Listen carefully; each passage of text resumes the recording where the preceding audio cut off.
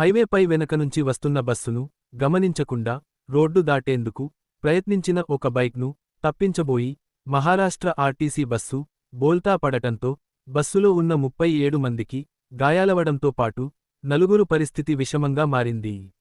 లాతూర్ నాందేడ్ హైవేపై నందగావ్ పాటి దగ్గర ఈ ఘటన జరిగింది. అనేకమంది వ్యక్తులు మోటార్ సైకిళ్లను తమ ఇష్టం వచ్చినట్టు నడపడంతో వారి జీవితాలు ఎలా ఉన్నా తమ తప్పు లేకున్నా ఎదుటివారి జీవితాలు కూడా నాశనం అవుతున్నాయి అనేదానికి ఈ ఘటన ప్రత్యక్ష ఉదాహరణ.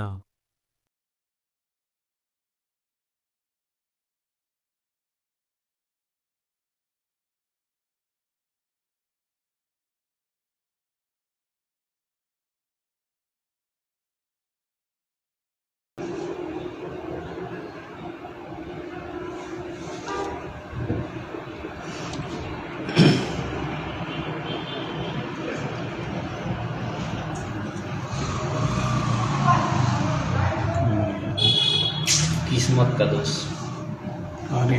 ले ले। మరిన్ని వార్తల కోసం ఛానల్ సబ్స్క్రైబ్ చేయండి. TV 9 M